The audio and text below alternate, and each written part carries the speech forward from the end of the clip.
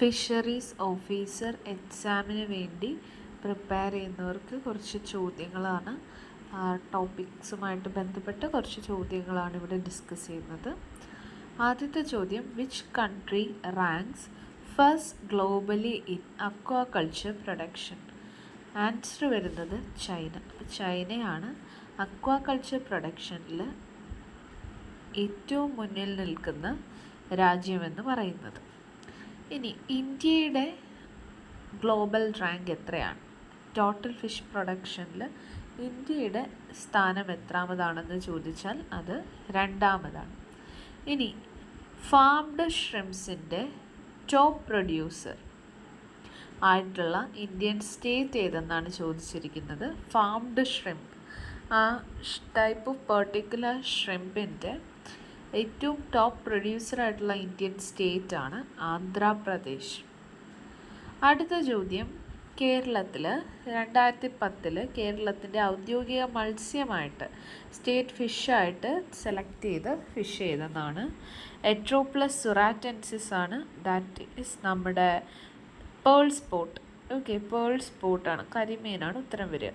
അടുത്തത്, what is A common local Malayalam name for state fish of Kerala? കരിമീൻ, already പറഞ്ഞു.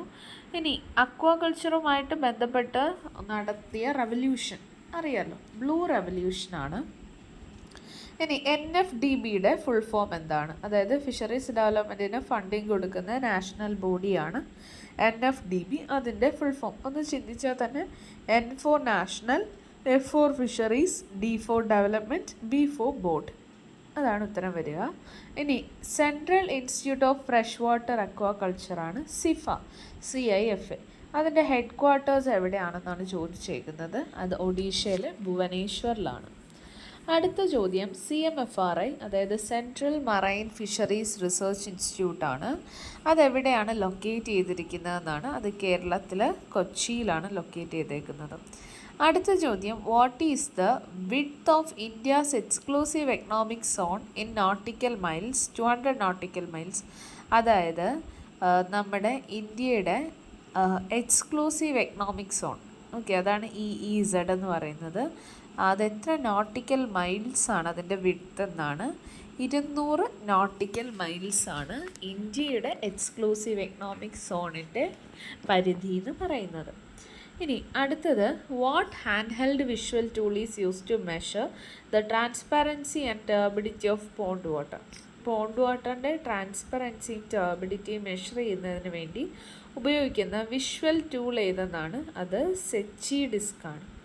എന്താണ് സെച്ചി ഡിസ്ക്?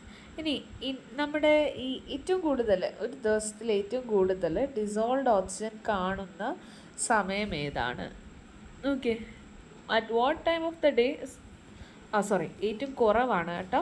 അപ്പോൾ അക്വാകൾച്ചർ പോണ്ടിലെ ഏറ്റവും കുറവ് ഡിസോൾവ്ഡ് ഓക്സിജൻ കാണുന്ന സമയം അത് ഏകദേശം ഏർലി മോർണിംഗ് ആണ്, അറൗണ്ട് 6 AM ആണ്. അപ്രോക്സിമേറ്റ്ലി ഏർലി മോർണിംഗ് ആണെന്ന് ഓർത്ത് വെച്ചേക്കുക. ആ ഒരു സമയത്ത് അക്വാകൾച്ചർ പോണ്ടിൽ ഡിസോൾവ്ഡ് ഓക്സിജൻ്റെ അളവ് വളരെ കുറവായിരിക്കും.